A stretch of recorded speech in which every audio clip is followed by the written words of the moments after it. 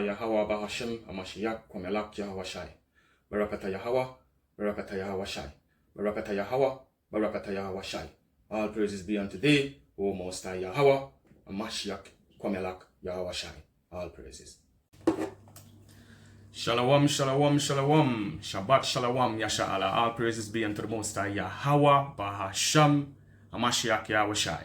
Today's lesson, Yasharahla, I want to go through, well, I'll call it dress code, because I am aware that a lot of people don't really know that the Most High actually laid down an attire for the nation of Israel, you know.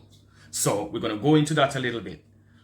But firstly, I've got to let you all know, I am going through a little bit of physical pain at this present moment, Yasharahla, so I'm not sure exactly how long this lesson is going to be, but I will most definitely make it as edifying as possible for you, you know. But yeah, I am going through some physical pain at the minute, not real good. It's not detrimental, wear and tear, you know, because we're always out there. Never stop working out there, isn't it? So yeah, it's just standard wear and tear, but it's blooming painful, right? But again, like I says, Most High willing, the lesson will be edifying, and it's not like we're going to let nothing stop us from doing the work, right? Because if it's of the Most High, no one can do nothing against it unless they want to fight against the Most High. So yes, Yasharahla, let's get into dress code. So all praises be unto the Most High again, Yahweh, Bahashem, Amashiach, Yahweh Shai, for the reading. So let's go have a look in Deuteronomy chapter 22 and 12. We'll start there, Israel. Salakia on that, Israel. Rather than even doing that, let me just go and explain fringes. That little clip at the beginning of the video, you know, when I was just trying to give a little bit of reverence to the Most High, I most likely would have seen the fringes. So I'll go into that first before I move on into Deuteronomy. So what we need is Numbers chapter 15 and 37.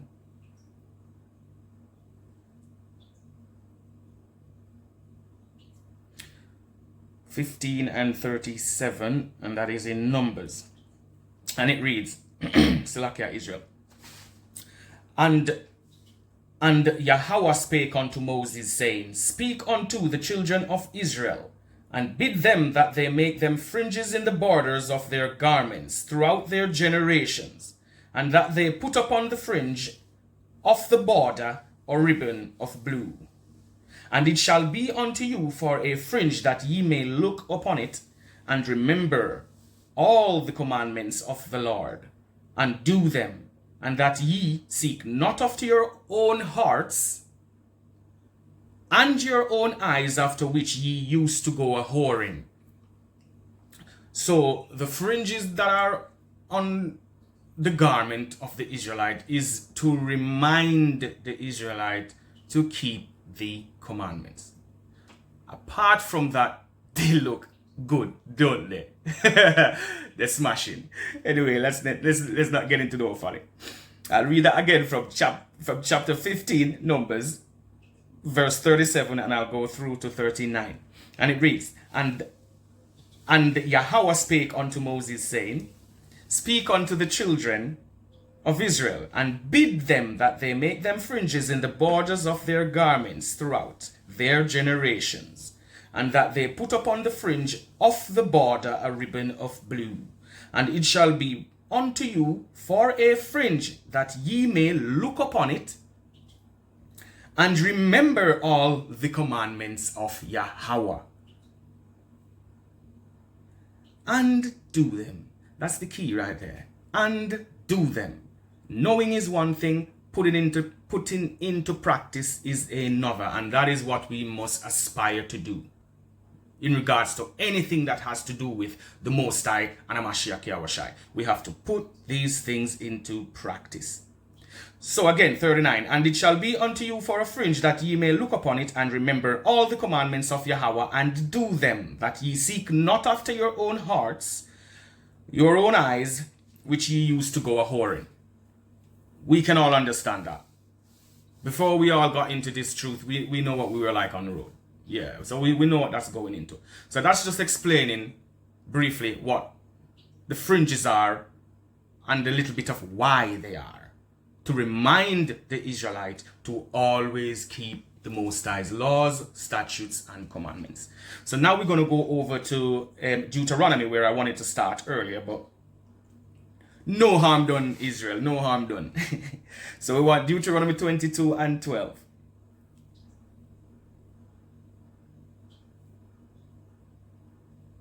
And 22 and 12 reads, Thou shalt make thee fringes upon the four quarters of thy vesture wherein thou covereth thyself. So it's talking about the four corners on your vesture. So whether you have got a shirt like myself, just a normal top, you can have a fringing with a ribbon of blue on top going all the way around it. But like, I'm a little bit more specific. So what I did was I got shirts that have got little split on the ends so that it seems to separate the corners, and then put my fringes all the way around that. If you haven't got that, Israel, you just haven't got that. But that does not mean do not rehearse the righteous acts. You must wear fringes. You're an Israelite, you must wear fringes. This is a commandment of the Most High God, and we know why it is there, for us to remember and do the commandments that the Most High has laid down before us.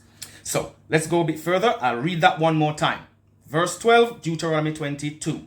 Thou shalt make thee fringes upon the four quarters of thy vesture, wherein thou covereth thyself.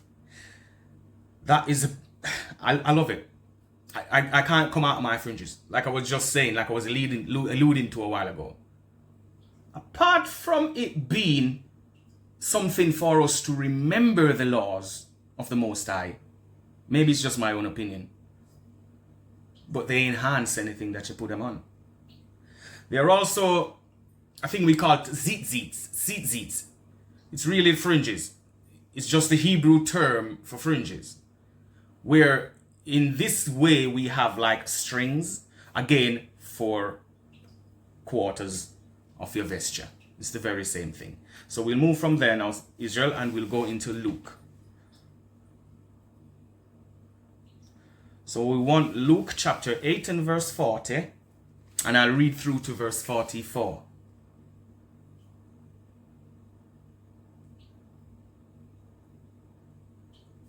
Luke chapter 8 and verse 40. And it came to pass that when Yahushua was returned, the people gladly received him, for they were all waiting for him. You remember a class I did where I mentioned not all the Israelites rejected a Mashiach Yahushua. This is also a precept to show that the entire nation of Israel did not shun Yahushua. It was indeed the scribes, the Pharisees, Sadducees, the elders, and the council, not the whole entire nation. So let no one get simple and think it's the whole entire nation that turned their back. That's not the case, and like I said in that previous class, nowhere in the scriptures does it suggest that. Right, so I shall read that one more again for clarification, as I don't want to leave anything out. Luke chapter 8 verse 40. And it came to pass that when Yahushua was returned, the people gladly received him, for they were all waiting for him. Verse 41. And behold, there came a man named Jairus. I'm not sure if I'm pronouncing that correctly. And he was a ruler of the synagogue. And he fell down at Yahushua's feet and besought him that he would come to his house. For he had only one daughter, about 12 years of age, and she lay dying. But as he went, the people thronged him. That's going into, they crowded him. They were all over him, basically. Everyone's trying to get to a Mashiach Yahushua. That's what it meant when it says they thronged him. They're all over him. Okay? Verse 43. And a woman having an issue of blood 12 years, which had spent all her living upon physicians, neither could be healed of any. So she's ill and she's spent all that she has on, physician, doctors. But for some reason, she was not being healed. 44. Came behind him and touched the border of his garment, and immediately her issue of blood snatched. So stanched. So it was gone. Okay? The key thing here is 44, where I want to get to. Came behind him and touched the border of his garment. The border of his garment. That is the fringe. Quick search will, expound on that. What is the border of a garment? It's a fringe. So here we have a Mashiach Yahawashi, Jesus the Christ, wearing fringes, meaning keeping the Mosaic law. But I have to say, again, I don't want anyone to get it twisted. The law belonged to the Most High God.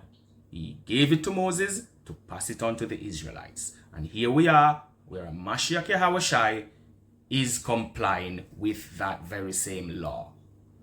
So we will move on from there now, and we will quickly go have a look at Matthew. And we want Matthew chapter 9, and I'll go to 20 and perhaps 21. So that's Matthew chapter 9, verse 20. And I'll go through to 21. And behold, a woman was diseased with an issue of blood. Right. Again, you will, as we go through the scriptures, you will realize that various different prophets, apostles, give account of the very same, let's not say incident. What's the right word I'm looking for? Whatever is occurring. You have more than one witness to it, and they both give separate accounts of the very same thing. Nothing's construed within it. It's just the very same thing coming from more than one person. Right, so again, I'll read that from the top again. That's Matthew chapter 9, verse 20, and I'll go to 21, yes.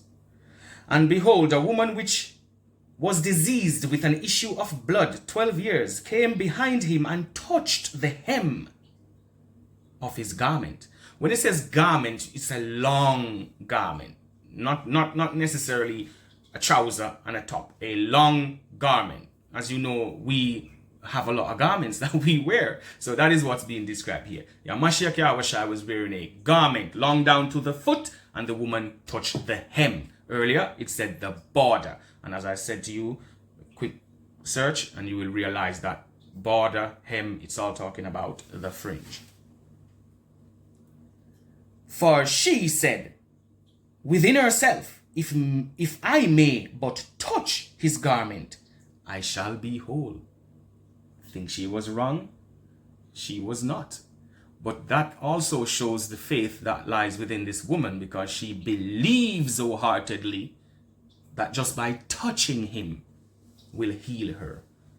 Now I'm going to divert for a second just to address what I said.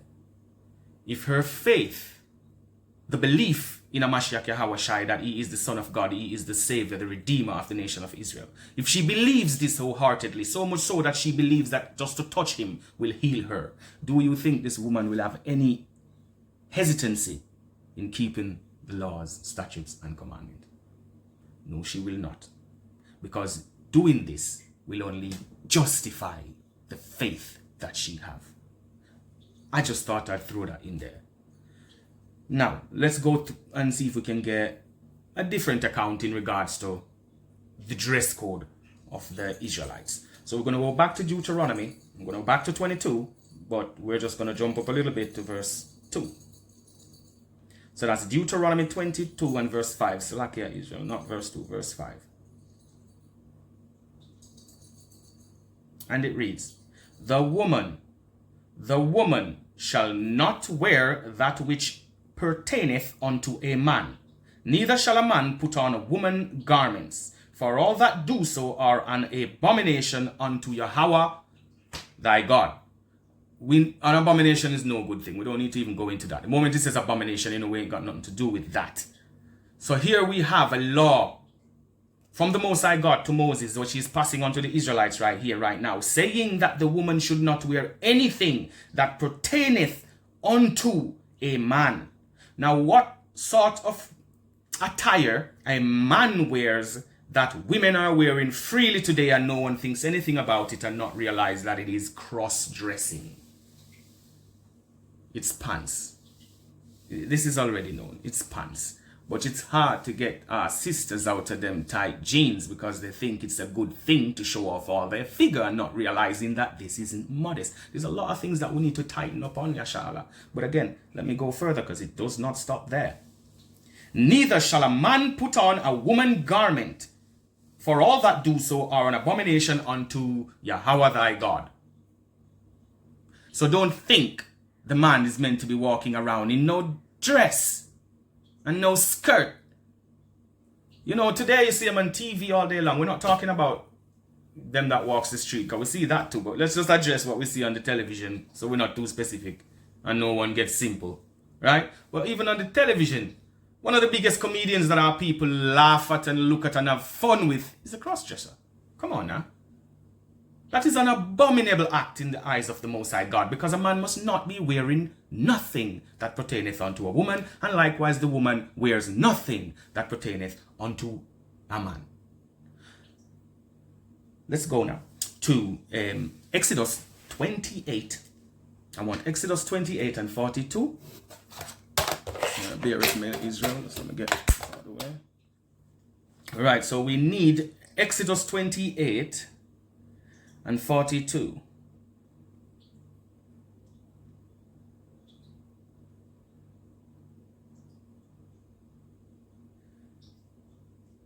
Exodus 28 and 42 reads, "And thou shalt make them linen breeches," or breeches.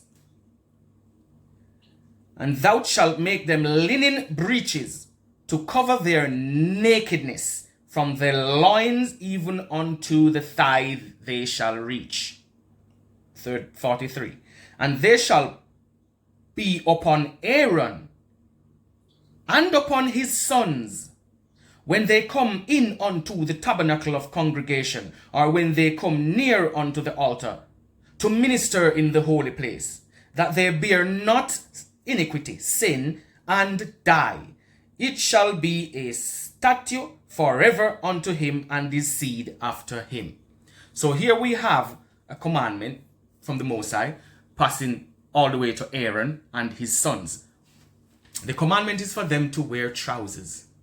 Breeches, whichever way you want to pronounce it, the definition remains the same. Pants, made for men, not women.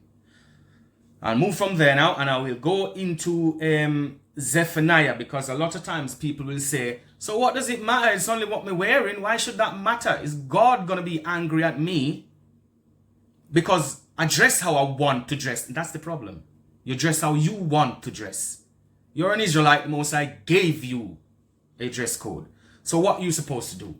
Comply with his dress code, not what you want to do. Again, referring back to the last couple of classes that I did in regards to being humble, in regards to being, pig-headed and proud, because if you are not prideful and you are humble, the Most High just told you, don't wear that, you don't do that. So what you're supposed to do? Be submissive and don't do it. Anything other than that is unacceptable.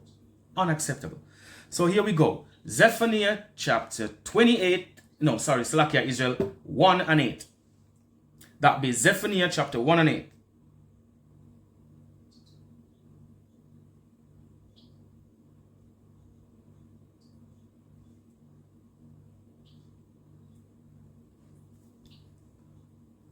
Salakia Israel. Rather than me inserting Zephaniah here, it probably make more sense for me to insert one more scriptures. This is not attacking the sister. I'm not attacking the sisters, but you got to make it right. So let's go to 1 Timothy 2 and 9 first.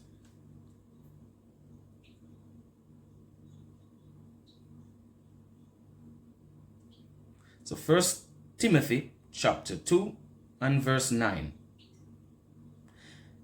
"In like manner also, that women adorn themselves in modest apparel, with shamefacedness and sobriety, not with broided hair, or gold, or pearl, or costly array. So that is saying the woman must adorn herself in regards to modesty. I mentioned something earlier when I was saying our sisters have a trouble, for example, coming out of them tight jeans. There's a reason for it. It is not modest, sister. It shows too much of your figure. Then a brother, not making an excuse for no brother, but then a brother sees you. One that perhaps don't have nothing in regards to knowledge of the truth. When he sees you and he sees your figure, do you think he is thinking to make you a wife, sister? No, he's not, sister. I'm sorry to say. He's thinking to bed you and possibly move on. You know, so again, these are the sort of things that these laws are not grievous. They're good for you in every which way. But this society teaches you need to dress and look and act a certain way to be deemed acceptable. Well, we only need to be acceptable in the eyes of the Most High God and none else. So now I will carry on through to verse 10, but I'll read it from 9 again. In like manner also that the women adorn themselves in modest apparel with shamefacedness and sobriety, not in broidered hair or gold, pearls or costly wear. So it's costly array. So it don't mean this, crazy dress up type of thing. No. That's not how you serve God. Verse 10. But which becometh women professing godliness with good works. Roughly paraphrasing a Mashiach Yahushua, there is none good but one, and that's the Most High God. And the Most High God give us that which is good, and that's His word. So if we keep to His word, then we do good. So the advice to the sister here is to do what becometh. Do it what becometh woman, professing godliness. That's all it is. That's not hard to do. That's not hard to do. So now we're going to go to Zephaniah, because like I was saying earlier, people have a problem with saying, oh, we think that, no way is God going to be against you because of what you wear. Render not your heart and not your garment. But the issue is they have no idea that that's talking about the mind. But that's something else to go into. Zephaniah chapter 1 and 8. In verse 8 reads, and it shall come to pass in the day of the Lord's sacrifice that I will punish the princes and the king's children, and all such are clothed with strange apparel. That means your dress code's off. When Yahushua returns, what will he be thinking when he sees an Israelite woman walking down the street in trousers? Or when he see the Israelite man over there in dress, acting all effeminate, acting more feminine than what a woman do? What do you think Mashiach Yahushua is going to do? I'll read it again in case you missed it. And it shall come to pass in the day of Yahweh's sacrifice, his judgment, that I will punish the princes, and the king's children. That's the Israelites. And all such are clothed in strange apparel. The Most High, Mashiach Yahushua, has a dress code for the Israelites. And if you are outside of that, upon his return, there will be trouble. So Israel, let's stick to what the Most High God has given us. Let's stick to the advice that his son, Mashiach Yahushua, has passed on to us. And walk the straight path. Yeah. But you know how it is, Yasharahla. You know how it is. Because I bid you. I bid you farewell, Yasharahla. And I shall be back shortly with the next class, with the next update.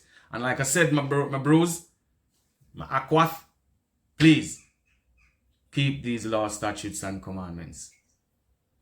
Keep these laws, statutes, and commandments with the faith in a Mashiach Yahushua. Until next time, Yasharahla. Shalawam.